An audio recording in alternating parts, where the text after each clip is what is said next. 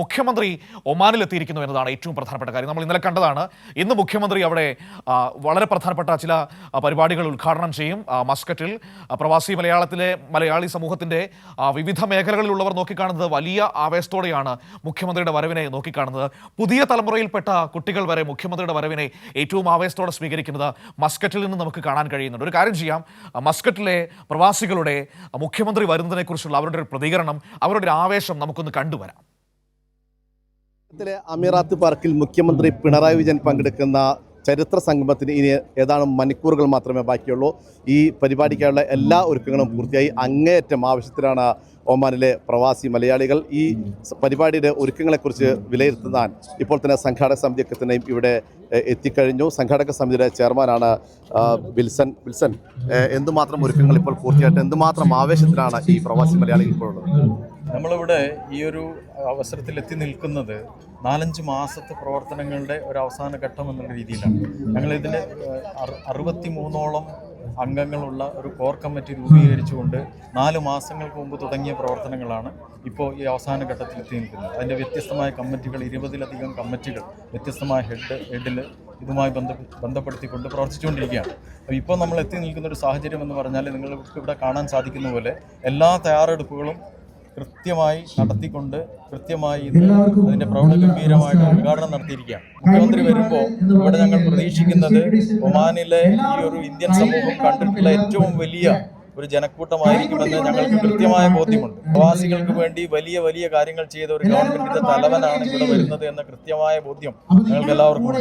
അതിൽ 26 വർഷങ്ങൾക്ക് മുമ്പ് നമ്മുടെ മുഖ്യമന്ത്രി ആയിരുന്ന നായനാർ വരുമ്പോൾ അദ്ദേഹം ഇവിടെ വന്നത് 99-ൽ വന്നപ്പോൾ ഒരു സന്തോഷ വാർത്തയുമായിട്ടാണ് വന്നത്.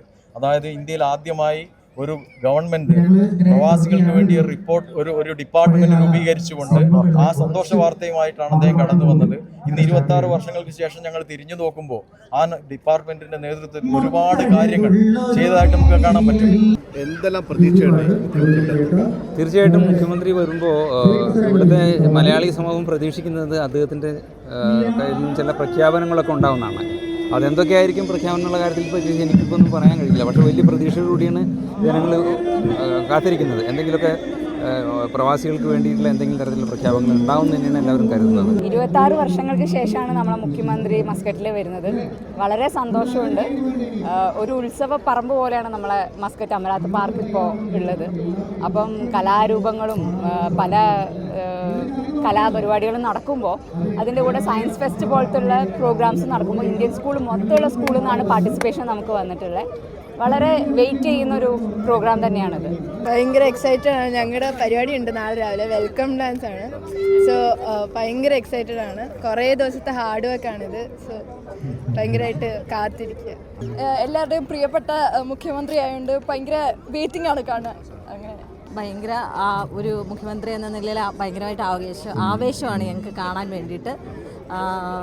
അതിനുവേണ്ടിയാണ് ഞങ്ങൾ ഇത്രയും നാളും വെയിറ്റ് ചെയ്തിരിക്കുന്നത്. ഞങ്ങൾ വളരെ എക്സൈറ്റഡ് ആണ്. ഓപ്പർച്യൂണിറ്റി ഇങ്ങനെ എനിക്ക് കിട്ടില്ലല്ലോ.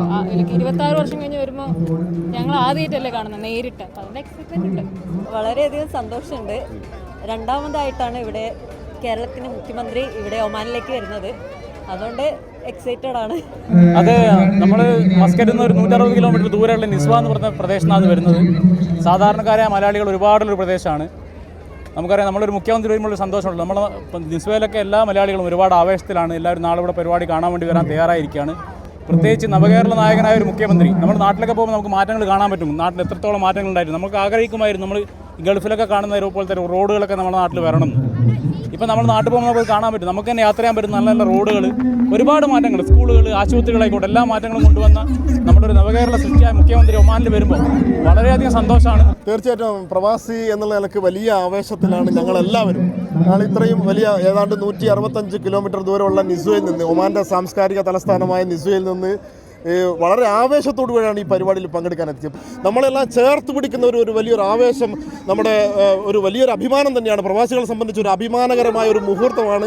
വളരെ വലിയ സന്തോഷമുണ്ട്. സാധാരണക്കാരായ മനുഷ്യർ വളരെ ആവേശത്തോടെ, കാരണം 2023 ശേഷം ഇപ്പോൾ 2025 ഇപ്പോഴാണ് ഈ അമീറാത്ത് പാർക്കിൽ വെച്ചിട്ട് ഇങ്ങനെ ഒരു പ്രോഗ്രാം നടക്കുന്നത്.